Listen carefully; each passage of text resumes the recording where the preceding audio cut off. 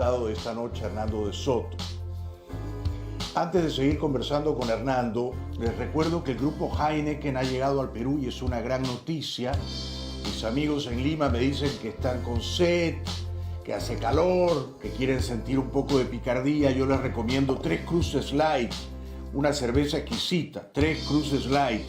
¿Dónde la encuentran? Bueno, la pueden encontrar en las tiendas Tambo, en Plaza Vea, en las tiendas Oxxo, Listo y Repsol y en todas las aplicaciones de delivery. Prueben Tres Cruces Light del grupo Heineken, una delicia. Querido Hernando, la semana pasada entrevisté a Rafael López Aliaga, el candidato de la derecha religiosa.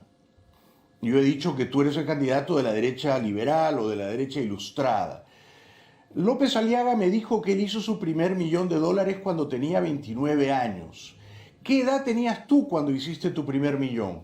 Yo he debido tener aproximadamente 35 años, pero yo nunca he hecho empresa. Yo he sido gerente general o director gerente de grandes empresas, pero que no eran mías.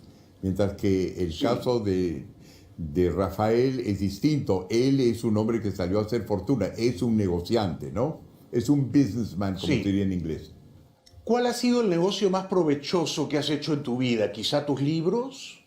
Los libros es uno, patentes. Yo he sacado unas patentes con relación a un sistema registrales blockchain, sobre los cuales se basa Bitcoin.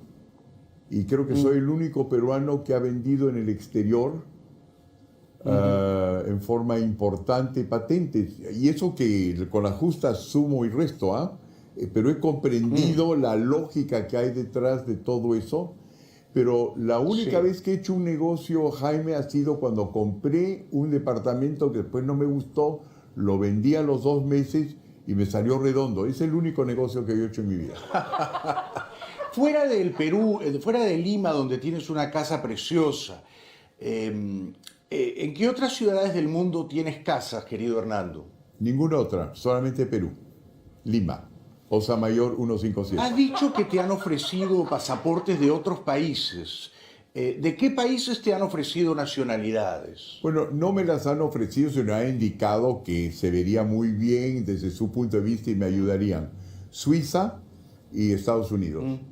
¿Y por qué dijiste que no? Yo, por ejemplo, tomé la nacionalidad de Estados Unidos apenas pude.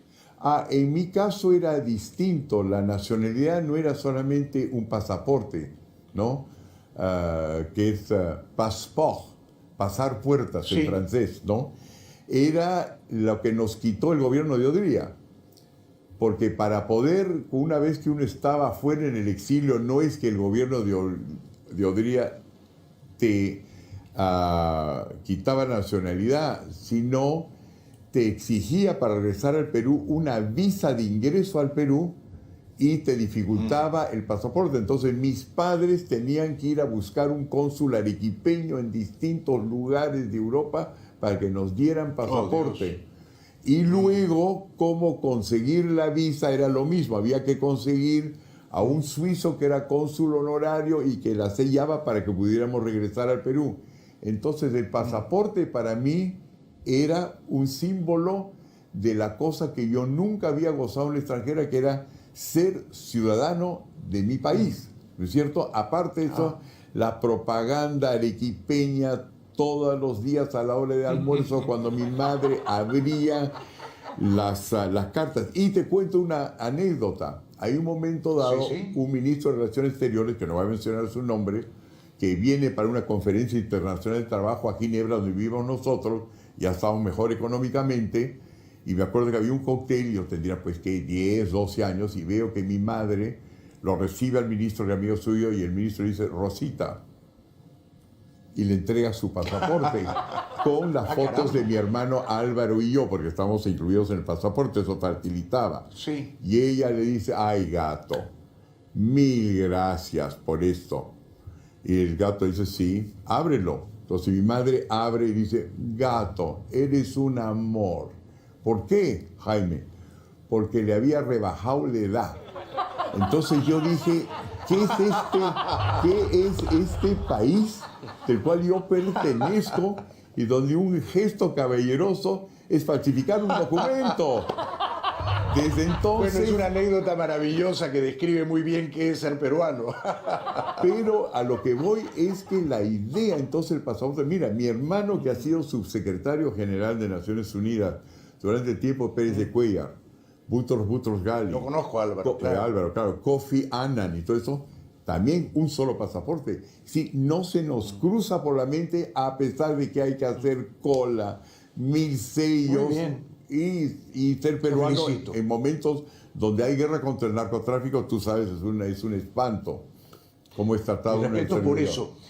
Tú sabes que George Forsyth dijo que habla 4 idiomas, pero cuando yo le pedí que hablara en italiano, la verdad que, bueno, se empantanó un poquito. ¿Cuántos idiomas hablas tú? Yo 3, aunque hay gente que dice inglés, francés y español a medias.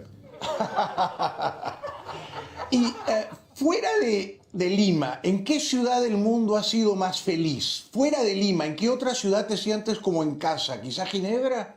No, hasta hace poco Arequipa.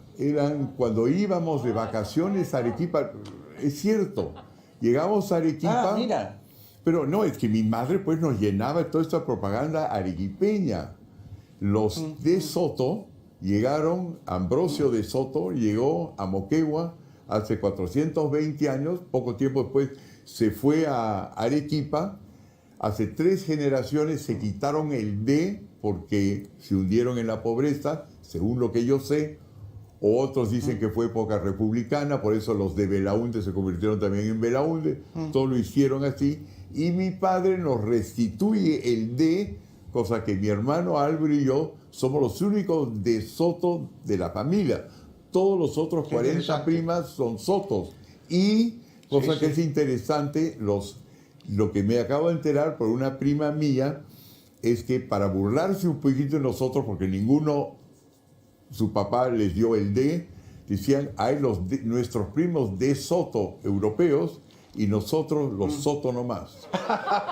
No conocía esa anécdota. Sí sabía que Vargas Llosa en El pez en el agua te había maltratado también por ese tema del apellido. Ahora, Hernando, por lo que he podido leer de ti, por lo que más o menos te conozco y los amigos en común que hemos tenido, yo sé que siempre tú has sido, bueno, un gran seductor, un gran playboy, un hombre que ha tenido mujeres preciosas. Tú eres nuestro Porfirio Rubirosa, por así decirlo. Ahora, te has casado con la prima del rey emérito Juan Carlos. En fin, has tenido muchas mujeres adorables. Pero no has tenido hijos. ¿Por qué nunca quisiste tener un hijo o no estuvo en tu destino eso? No estuvo en mi destino. Yo siempre he querido tener hijos. Al principio, porque con mi primera esposa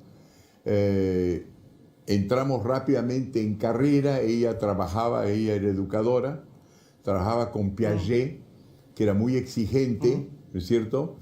Y en mi caso yo entré y ascendí a los 27 años, era presidente del Consejo Internacional de Países Exportadores de Cobre, y a los 29 ya era director gerente de la compañía de ingenieros consultores más grande de Europa continental. Entonces todo era carrera y nos dijimos, ¿cómo vamos en Europa? No te olvides, donde no hay nanitas, donde no hay tías, donde no hay abuelas. ¿Cómo manejábamos un niño, no? Claro. Y la carrera destrozó tanto el matrimonio como la posibilidad de los hijos, y cuando por fin uno se decide, ya ahora puedo, ya fue demasiado tarde. Ahora tienes una novia encantadora que se llama, que entiendo, Carla, que es unos años menor que tú. Ella creo que es mamá de 5 hijos. Si pudieras, ¿te gustaría tener un hijo con ella o ya es muy tarde? No, claro que sí.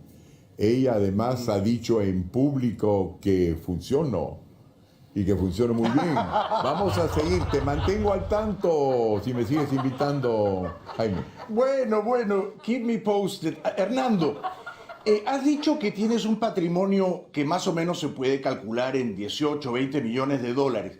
¿Tienes un testamento vigente? Sí, claro que sí. En ese testamento, por supuesto, está Carla. Y están sobre todo, ahí muchos de mis colegas que han sido muy fieles y leales conmigo y mis empleados, digamos, dentro del orden doméstico, gente que ha sido muy buena conmigo, sí. ¿Están en tu testamento Enrique Gersi y Mario Ghibellini, que fueron empleados tuyos? No, pero ahora que lo mencionas lo voy a pensar. No está en el testamento. No, ¿pero ellos siguen siendo enemigos tuyos? Yo creo que Enrique sí, ¿no? Porque Enrique ya decidió apostar al caballo Vargas Llosa, ¿no? Entonces ya está ahí, entonces lo que pienso yo, ¿no? Que lo que diga Vargas Llosa, lo que él cree que va a decir, va a ser bien recibido.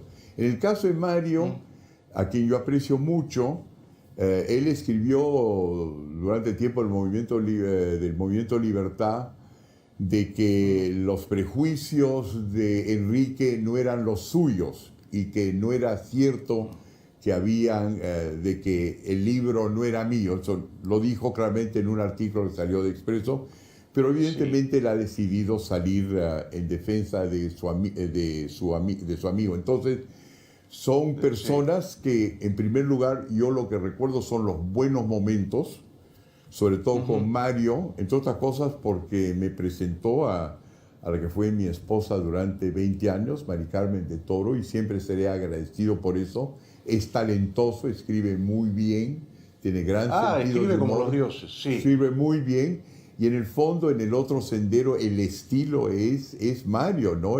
Cuando yo le pregunté cómo puede decirse cuál ha sido tu contribución, él me dijo lavado y engrase. Enrique es otra cosa, es picón, por lo que yo veo. Pero me pareció muy mal que Enrique Gersi planteara estas tachas ridículas contra tu candidatura por los estudios y el bachillerato. Todo esto me pareció un ejercicio absurdo de rencor, ¿no? Sí, rencor, pero no solamente eso. Últimamente creo que alguien dentro del grupo, digamos, hay varios grupos, Hernando, de Soto que yo no conozco, ¿no? Los fans que creen en nosotros, que han utilizado jingles o pedazos de música peruana y parece que esa música no han debido utilizarla. Sí, no vienen de mis redes, ¿no? Vienen de sus redes. Y entonces, a nombre de los autores, han salido a denunciar estos fans por utilizar música ajena, pero me la han atribuido a mí. Y cuando yo digo, qué raro, hay que decirles a todos estos fans que por favor no hagan eso, y me han dicho, sí, pero lo que aquí es la parte interesante. La queja es firmada por el estudio Gersi, cosa que no ha terminado, sigue por ahí. Oh, Dios, mala noticia. Ahora, Hernando, una de las objeciones que se han planteado a tu candidatura, y tú la conoces perfectamente, es el tema de tu edad. El propio Mario Ghibellini ha hecho ironías al respecto, porque en algún momento no recordaste el nombre de tu partido, porque le dijiste Albert Forsyth a George Forsyth. Entonces alguna gente dice, Hernando es un hombre brillante, es un candidato de lujo, pero tiene 79 años, la presidencia en el Perú dura 5, ya está muy mayor para ser presidente. Jaime. A veces... Muy bien. Brillante. A veces me ocurren esas cosas, los días son largos y evidentemente tú te das cuenta que mi memoria no está tan mala, pero a veces ocurre el estar... Pero menos mal que me llamaste Ramón y no Mario. Pues podría serlo, sí, no. Tengo muy buenos amigos, Ramón, cosa que evidentemente mi subconsciente está a tu lado. Ahora, 79 años significa, claro, experiencia, pero por otro lado también significa desgaste, no hay lugar a dudas. Sí. Uno sube un poquito más de peso de lo que debería, hay menos pelo, claro que sí, pero es la edad de Joe Biden, a quien conozco, 7'9". Soy 2 años menor que Nancy Pelosi, a quien también conozco. del vocero principal de los demócratas en el Congreso. Soy 9 años menor, soy 5 años menor que el Papa, solamente 3 o 4 años mayor que Trump. Es decir, Jaime, estoy en mi punto. Dicho sea de paso, me da mucha curiosidad esto. ¿Has conocido a Trump? Brevemente, a quien con el cual yo lo que tengo es muy buena amistad con sus 2 jefes de Consejo Nacional de Seguridad, el Consejo Nacional de Economía, y con Kushner, su yerno. Con su yerno inclusive teníamos un proyecto en común para Palestina e Israel, que por supuesto se descalabró una vez que Trump, con el coronavirus lo postergó y luego la derrota de Trump lo terminó de enterrar. Querido Hernando, tú sabes bien que yo estoy esperando con impaciencia a que tu candidatura despegue y llegue a los 2 dígitos en las encuestas. Sin embargo, me pareció un gran error tuyo, y lo dije aquí y te lo digo esta noche también, que fueras esa mañana a subirte a la tarima de López Aliaga y que le dieras un abrazo. Yo sé que tú querías defender su permanencia en la carrera, ¿no? Que tu motivación era noble, altruista, no querías que lo sacaran de la carrera. Pero esa foto tuya en la tarima con López Aliaga, ¿no crees que fue un error? Mira, tengo 2 versiones. Efectivamente, hay unas que, por supuesto, cuando Rafael me llama, justo después de que me subí a la tarima, me dice: mira, Hernando, la verdad es que le has movido el piso a la Jurado Nacional de Elecciones, les has movido el piso, y si ellos cambian de decisión te lo voy a deber a ti. Y si eso ocurre, yo voy a salir a decir que eres el mejor candidato, claro que después que yo, lo voy a decir. No lo dijo. Entonces, más bien lo que comenzó a funcionar es su maquinaria, muy bien aceitada, muy bien financiada, que más bien la volteó por el lado de Hernando de Soto se quiere subir a mi coche, que no era mi intención, porque yo salía a defenderlo no solamente a él, sino a George Forsyth. Entonces puede haber sido efectivamente un error, puede haber sido, pero mi intención en ese momento era: mira, a mí me han tachado, me pareció injusto, nadie salió en mi defensa, además que las tachas venían el día en la noche de Navidad, la noche de Año Nuevo, ¿sí? Los momentos que yo tenía que buscar pergaminos en Europa, que también estaba sufriendo el coronavirus. Entonces me pareció un gesto simpático, ahí está, típico arequipeño, bustamantista, por ahí salió. Puede haber sido un error. Sí, fue idealista. Yo te hubiera aconsejado, di que debes seguir en carrera, pero no te subas a la tarima, no lo abraces, pero ya está hecho, ¿no? Ahora, si él pasa la segunda vuelta, ¿tú lo apoyarías? Mira, en primer lugar, habría que ver qué pasa en la segunda vuelta.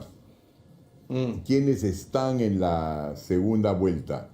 Pero sí, faltan 3 semanas, pero 3 semanas en el Perú es mucho tiempo, ¿no? Ahora, ¿qué es lo principal que distingue a él de ti? O sea, la gente que pensó aquella mañana, Hernando de Soto y López Aliaga son la misma cosa, van en el mismo tranvía.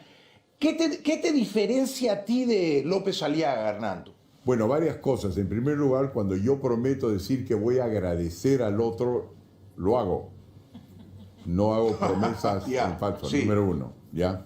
Número 2, él no representa el capitalismo del siglo XXI, sino más bien, a mi juicio, con la amistad que le tengo, porque hemos tenido un trato civilizado en el curso de los últimos años. No es que nos veíamos frecuentemente, pero digamos una vez cada 6 meses, una cosa así. Tenemos algunos intereses similares. Él es un típico hombre de empresa pre-revolución industrial, ¿no?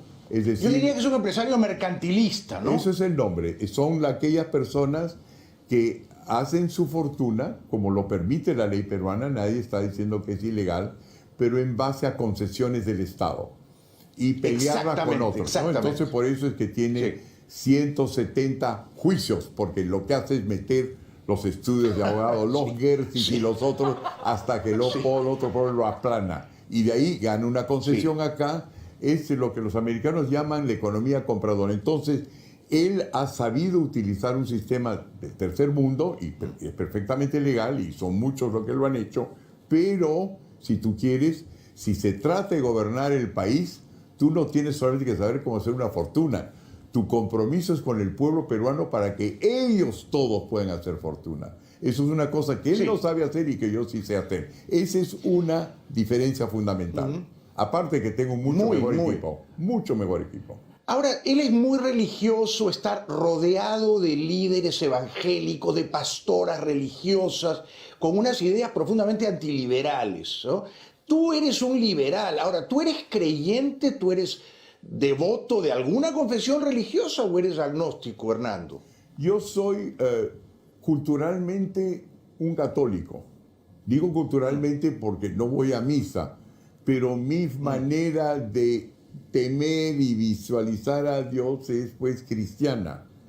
Y diría también, sobre todo, jesuciana, que es una nueva corriente que hay, que es Jesús hasta que lo crucifican, un hombre evidentemente hijo de Dios, no Dios, hijo de Dios, que evidentemente dedicado a la vida de los pobres, pero que cuando resucita se dice que ya perdió una parte de su humildad y vemos el Vaticano con edificios grandes que a mí no me parecen apropiados en una religión. Entonces soy culturalmente católico y puedo citar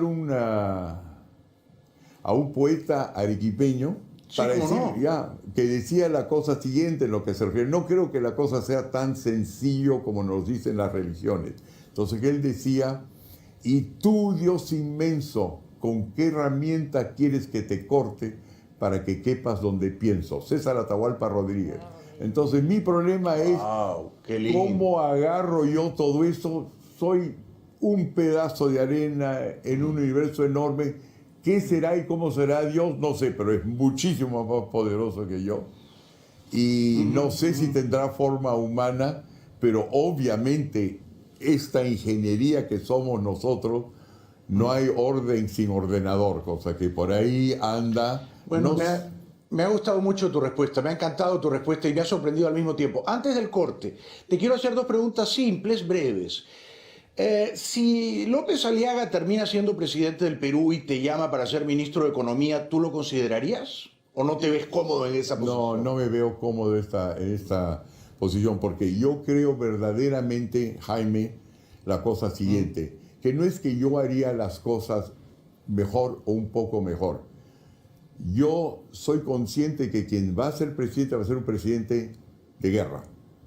Estamos de nuevo en los años 1990, los enemigos no son los mismos, pero la brecha que existe entre los sectores A, B y C, D, E es absolutamente real. Y si hay un presidente que no ha comprendido eso y defiende solamente un orden mercantilista, lo único que estamos esperando es a qué va a pasar 2, 3 meses después, 4, 5 meses después. Y va a pasar lo mismo que con otros países, que cuando yo, por ejemplo, ya no fui parte del movimiento Libertad y excluido, yo me dije, todo acabó, pero todo no acabó. Entró Fujimori, después de Fujimori entraron otras cosas y fuimos llamados al exterior. Yo quiero reservarme para una emergencia. Me parece muy bien. Ahora, esta es la última antes de ir al corte, Hernando. Si tú eres presidente del Perú, ¿tú convocarías, por ejemplo, a López Aliaga o a Keiko Fujimori a tu gobierno? ¿Los invitarías? Yo, evidentemente, dependiendo de qué votación tienen, la democracia es entenderse para formar una mayoría. Vamos a tener un parlamento fragmentado y hay que saber dialogar. Y en ese sentido, vamos a ver si Rafael, que es un no dialogante y ataca a todo el mundo, ¿no es cierto? Y es conflictivo, está en esas condiciones. Pero no lo veo como una figura que yo quisiera que represente al gobierno peruano. Y en lo que se refiere a Keiko, para mí no es claro todavía dónde está Keiko. La conozco y le tengo simpatía, creo que es una buena mujer, pero no es que el fujimorismo sea de izquierda o derecha, es una dinastía, es algo distinto. Vamos a ver cómo está pensando después de abril. Fantástico. Vamos a la pausa y regresamos en pocos minutos con el candidato presidencial Hernando de Soto. Les ruego que reconsideren su candidatura. Es un hombre de ideas, es un hombre de mundo y es un hombre que ha abrazado la cultura de la libertad hace décadas. Ya regresamos.